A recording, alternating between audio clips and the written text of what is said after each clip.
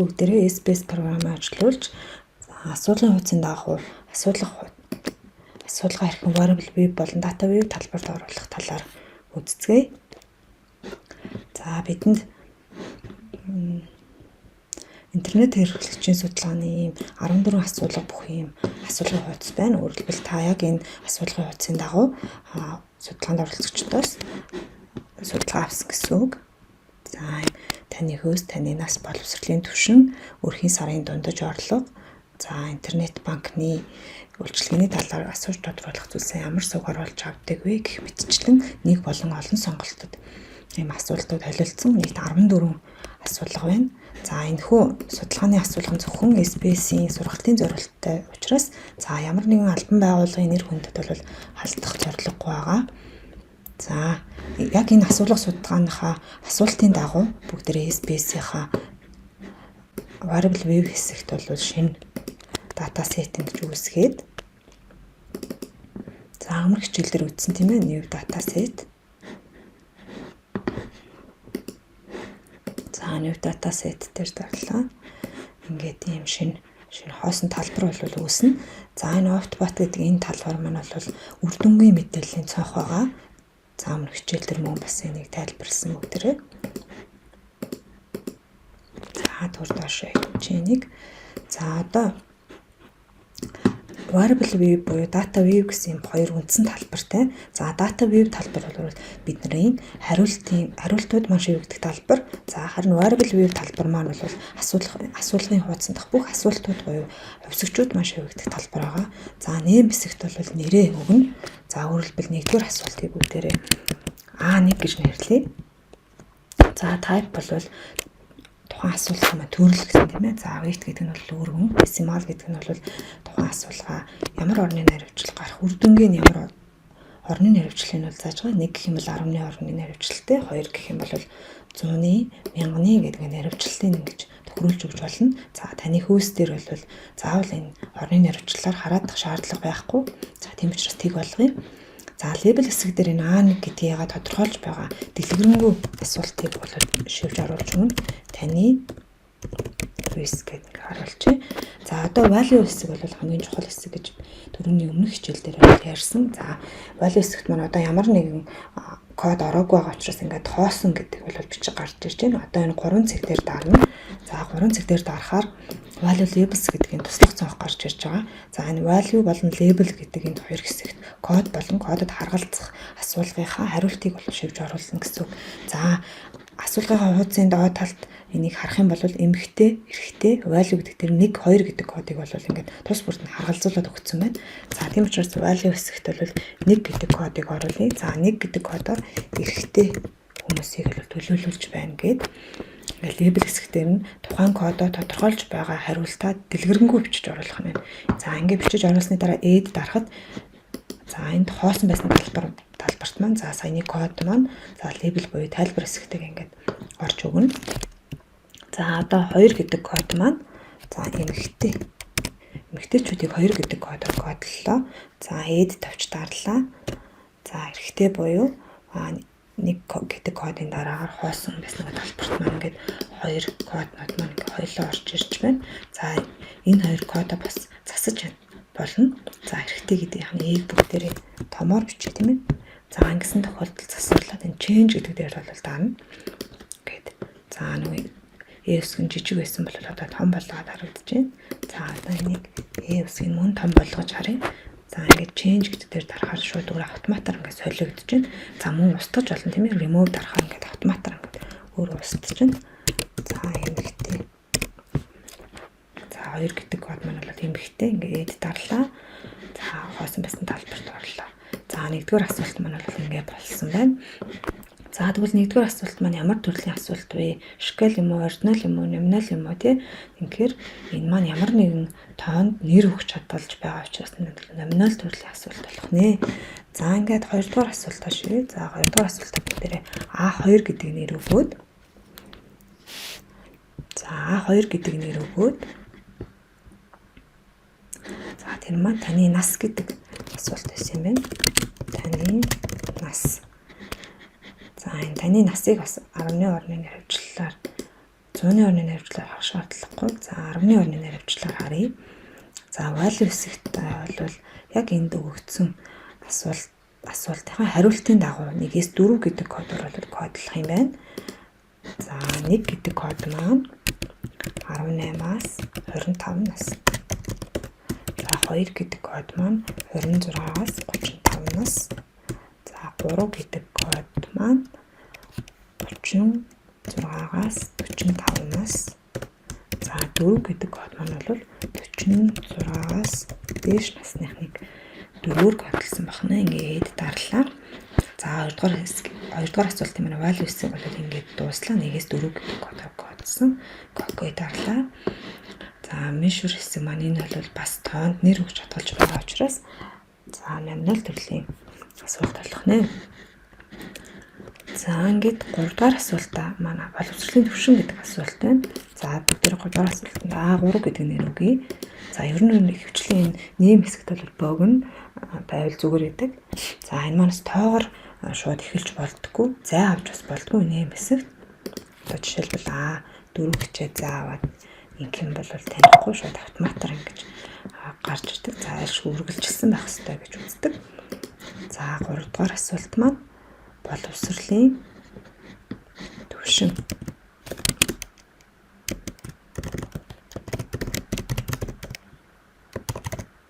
За бүгдээрээ боловсролын түвшингөө бас хариултын дагуу 1-ээс 5 хүртэлх кодоор кодлсон юм байна. За 1 гэдэг маань дээд. За 2 гэдэг маань тусгай. За 3 маань бүрэн дунд. За 4 маань суур. За 5 маань л баг гэдэг боловсролын түвшин байна тийм ээ. Ингээд баг гэдэг дарлаа. Окей дарлаа. За энэ мэтчлэн нэг сонголтод асуултуудыг бол ингээд оруулчихна.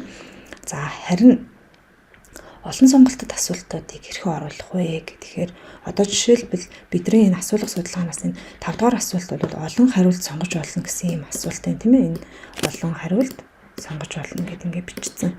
За энийг тэгвэл хэрхэн оруулах вэ гэдгийг одоо бүгдээрээ авч үзье. За энд 4-р асуулт шиг ингэж үзээд A4-гээ оруулчих. За харин A5 буюу олон сонголтод асуултыг шивж оруулахдаа хичнээн хариулт өгөгдсөн байна. За тэр хариулт бүрийн тоогоор энд variable view хэсэгт шинэ variable буюу шинэ хувьсагчиг бол үүсгдэг. За A5-р асуулт маань A-гаас E хүртэл нийт 5 хариулттай байна. За тийм учраас A5-ын 1-ээс A5-ын 5 хүртэл шинэ 5 variable үүсгэнэ. 5-ын 4, 5-ын 5. За ингээ үүснэ. За label хэсэгтээ болохоор A-гийн 5-ын 1 гэдэгт маань яг ямар хариулт байгаа юм бэ гэдгийг бол энд оруулж өгнө. За өөрөлдвөл энд бол банкны салбар. За 5-ын 2-т нь www.cig bank.com. За 5-ын 3-т нь 1819.17. За ингээд онлайн платформ хэвлэл мэдээллийн хэрэгсэл. За ингээ оруулаад өгчлөө. За одоо харин эдгээрт маань values-гээ хэрхэн кодлох вэ гэдэг маань бол бас чухал. За values-гээ кодлохдоо хэрвээ тухайн оролцогч банкны салбар гэдэг хувилбарыг сонгосон байвал тийм үгүй гэдэг хоёр л сонголт байгаа тийм ээ. Сонгосон бол сонгоогүй. Тийм юм уу үгүй юм уу гэдэг. За тэгвэл бүгдээрээ өмнөх хичээл дээр үзсэнчлэн тийм байвал 1 гэдэг код оруулж өгье. Хөрөлбөө сонгосон гэсэн үг тийм ээ. За хэрвээ сонгоогүй байвал үгүй гэж үзээд тэг гэдэг кодыг оруулж өгье. Ингээд ээд гарахад А-гийн 5-ын 1-т маань ерөөсөө юм хоёр л хувилбар үүснэ. Сонгосон эсвэл сонгоогүй. За тэрийгээ тийм үгүй гэдэг богино үгээр илэрхийлж байна. За ингээ окей дарлаа. За 5-ын 1-ээс 5-ын 5 хүртэл бүгдээрээ ийм ижил хариулттай учраас энийг мөн копидж болдог. За копидж буюу хуулж авч болно. За энэ хуулж авахдаа тухайн хуулах гэж байгаа цонхон нэрээ дараад гараас Ctrl C хийгээд за 5-ын 2-оос 5-ын 5 хүртэл бүгдээрээ ижил value-тэй учраас за идэвхжүүлээд Ctrl V дарахад энэ маань автоматар ингээд бүгд ижил value-тэй болоод Ctrl+C, Ctrl+V функц маань бол энэ дээр ажилладаг байна. За 6 дугаар асуулт маань бас нэг сонголтод асуулт байна тийм ээ. За бид энэ асуултыг бол шийдвэр оруулж чадна. А-гийн 6. За А-гийн 7 дугаар асуулт маань харин олон сонголтод асуулт байна. Гэхдээ 6 сонголттой байгаа учраас мөн дээр 5 дугаар асуулттай ижил А-гийн 7-гийн 1-ээс 7-гийн 6 хүртэл юм шинэ variable үүсгэх юм байна. За ингээд 7-гийн 1-ээс 7-гийн 6 хариулттай байгаа учраас тийм ээ. Хэрвээ 5 хариулттайсан бол 5 variable үүсгэнэ шүү дээ. За нэг зал зааж өгөхөд бол энд ингээд 6 хариулт авах юм бол энийг хуулаад бас энэ label хэсэгт тавьж болдог. Ингээд одоо жишээлбэл нэг copy. За 7-гийн 1-ээс 7-гийн 6 гэж paste хийхдээ бол ингээд автоматар энэ маань бол өөрөө гэж хуулагддаг шүү. За мөн 7 дугаар асуулт маань мөн л бас 5 дугаар асуулттай ижил 7-гийн 1 гэдэг хариултыг сонгосон юм уу, сонгоогүй юм уу гэдэг хариулт байгаа тийм ээ. За тийм учраас 1 гэвэл тийм ээ сонгосон. За тэг бол сонгоогүй гэж үз. Ингээд код маань ингээд болчлоо. За 7-гийн 6 хүртэл ижил юм value-тэй учраас энийг мөн адил хуулж тавья. За ингээд 7 дугаар асуулт маань болсон. За ингээд А-гийн 8 дугаар асуулт маань нэг сонголт асуулттай учраас та бүхэн энийг бол шийдвэж оруулж чадна. За А-гийн 9 дугаар асуулт маань бас та бүхэн харж байна тийм ээ. Олон хариулт сонгож болно гэсэн юм асуулт байна. За нөгөө олон хариулт маань бол 4 хариулт байна тийм ээ. Тэгэхээр мэдээж А-гийн 9-ээс 9-ийн 4 хүртэл юм 4 variable үүсгэх юм байна. За тэгээд энэ хариултуудаа түрүүний заллын дагуу хуулаад за label хэсгээр авчирч болно. За ингээд label хэсэгт тодорхойлох хэсэг маань ороод ирсэн. За value хэсгээ сонгоё. За дахиад олон сонголтод асуулт учраас хэрвээ энэ хариултыг сонгосон байх юм бол тийм гэж үзээд нэг гэдэг кодоор кодлъя. Сонгоогүй байх юм бол үгүй гэж үзээд тэг гэдэг кодоор кодлъя. За 9-1-ээс 9-4 хүртэл бүгдээрээ ижил value-тэй учраас энийг мөн хуулаад оруулж болно. За ингээд 10 мөн адил олон сонголтод асуулт байна тийм ээ. За ингээд олон сонголттой асуулт 3 6 7 хариултаа учраас мөн адил А-гийн 11-ээс А-гийн 17 хүртэл юм 7 variable үүсгэнэ.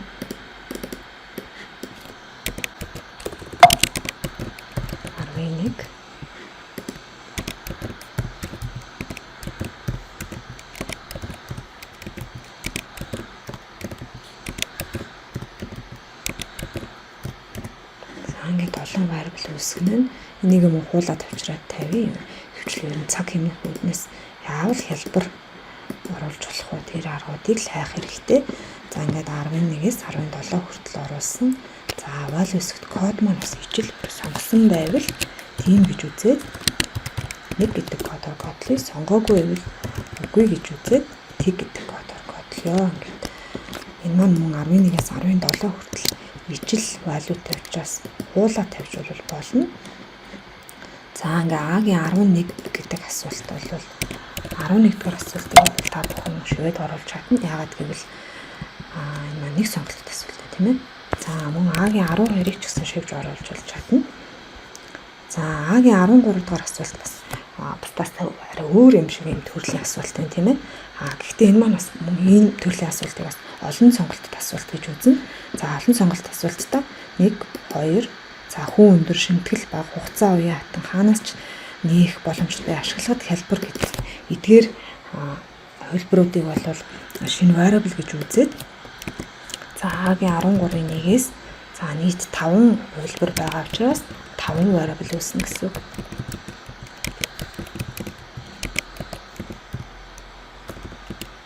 За ингээд 5 variable үүсгээд за хүн өндөр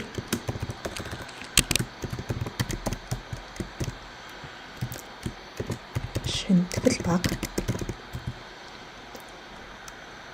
за хугацаа уян хатан хаанаас ч нэг боломжтой ашиглахад хялбар. За одоо эдгээр маань харин за өмнөх олон сонголттой асуултуудаас арай өөр ийм хувилбарууд байна тийм ээ. Өөрөөр хэлбэл худалдаа хөгжлийн банк, төрийн банк, голомт банк, хас банк, хаан банк гэсэн юм 5 хувилбар байгаа учраас за банк тус бүрээ кодоор кодолж оруулна гэсэн үг. За энийг нэг л удаа оруулахад бол болно. За өөрөөр хэлбэл худалдаа хөгжлийн банк хамгийн түрүүнд байгаа учраас энийг 1 гэдэг кодоор кодлъя.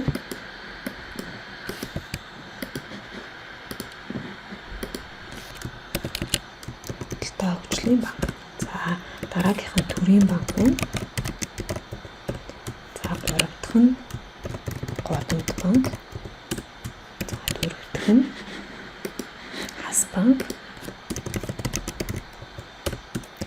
Тавдах нь бол хаа банк гэдэг. Ийм 5 банк байгаа учраас ингээд эхнээс нь л хойш нь дугаарлаад кодолчлоо гэсэн үг. Окей, дарлаа. За 13-ийн 1-ээс 13-ийн 5 маань бүгдээрээ ижил валюутай учраас хамгийн анх оруулж өгсөн юм адлага бол хуулаад өөд өрөөдөр тавьж болно тийм ээ. За одоо хамгийн сүүлийн асуулт бол А-гийн 14. А-гийн 14.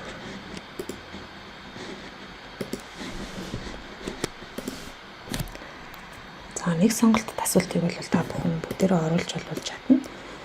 За мөн эндээс ингээ хуулаад энэ лейбл хэсэг рүү ингэж оруулж бас болдог. Хуулаад оруулж болно. За 14 дугаар асуултынхаа хуалыг оруулъя. За 1 гэвэл урамшуулалтай. За 2 гэвэл хүүгээ өссөн үедээ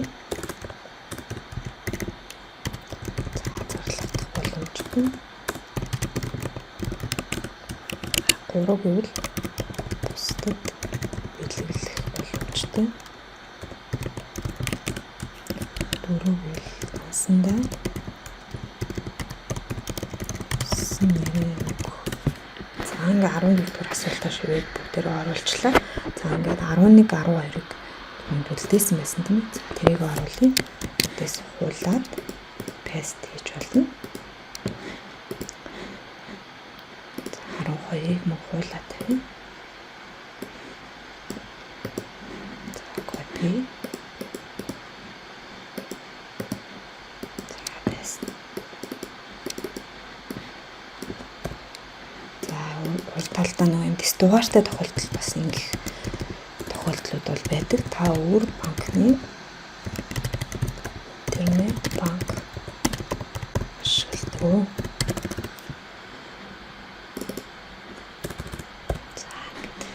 Интернет банк ашигладаг гэдгийнхаа одоо хуалыг оруулж өгье. 12 дугаар асуулт маань.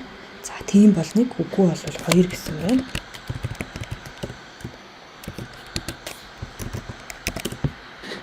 Окей, дарлаа.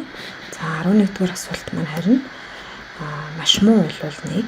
Ингээд маш муугаш маш сайн хүртэл 1-ээс 5 гэдэг код гэсэн байна тийм ээ. За 1 гэвэл маш муу. 2 гэвэл муу. 3 гэвэл дунд.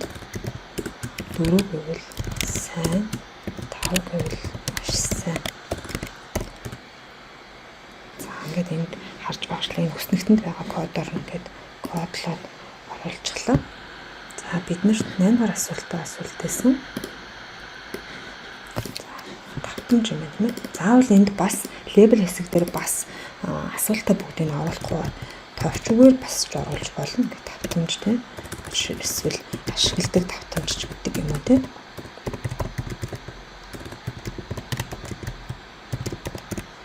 За ингээд ашигладаг тавтамж. За энэ өснөгтийн дагуу кодолж оруулъя. За 1 гэвэл өдөрт 2-3 удаа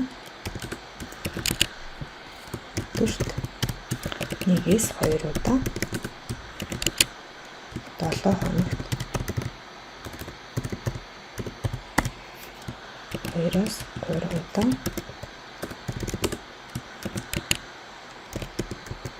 сард 4 удаа. Сард 2-3 удаа.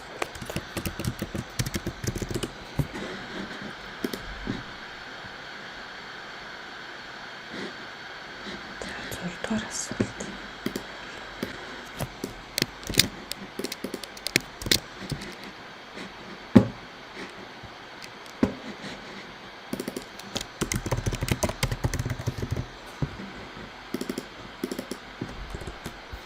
6 дугаар асуултыг бас оруулъя.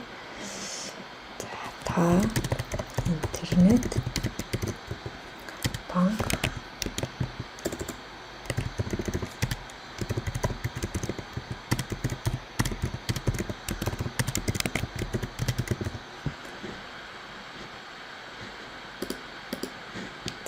дугаар асуултынхаа валюг оруулж өгье.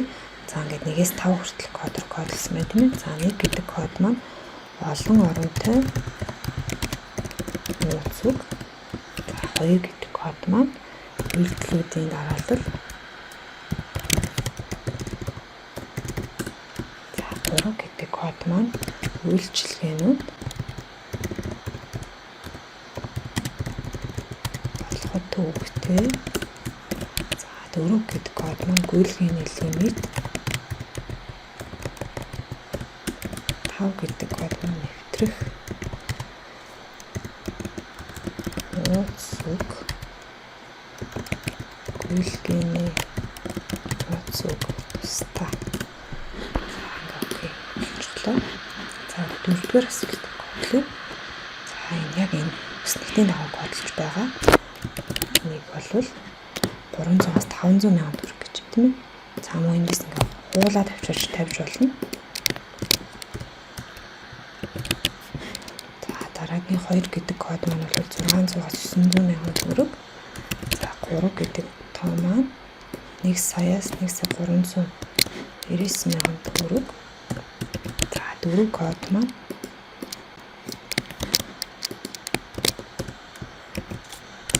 хамгийн сүүлийнх нь 5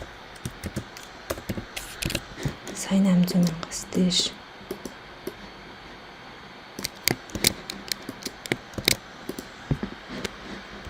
Цааныг алдаж оруулж учраас цаасан. 1 сая 800 мянгаас дээш тийм change гэдэг аргаар маань өөр автоматар засагдчих байна. За ингээ окей. За ингээ бид бүх асуулгуудаа шивж оруулж дууслаа. За мөн эдгээр асуулах тус бүрийнхаа зориулт буюу зорилгоос нь хамаарат, өгдлөөс нь хамаарат энэ мишүрээ бас ингээд тодорхойлоод оруулна.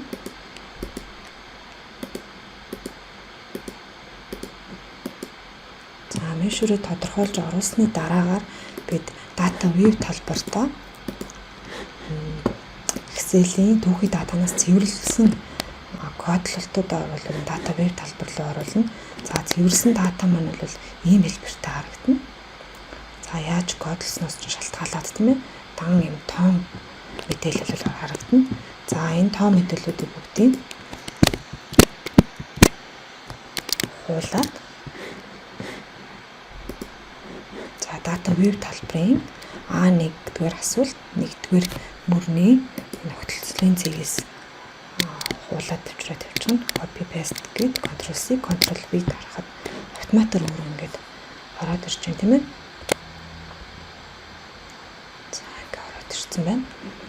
За одоо бүгдээрээ эдгээр дата болон өгдлүүдэд хадгалж авах шаардлагатай. За CSV, файлын CSV. За энийг бүгдээрээ дата 1 гэж. Дата. За интернет банк гэж та.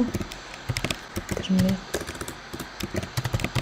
банк гээд десктоп дээр хадгалсан. Энэ маань өгөгдлийн файл учраас сайн өргөдөлтөд хадгалагдаж байгаа. Түрүүний хичээлээр бүгдээрээ ярилцсан тийм ээ. SAV өргөдөлтөд хадгалагдсан шүү. SQ.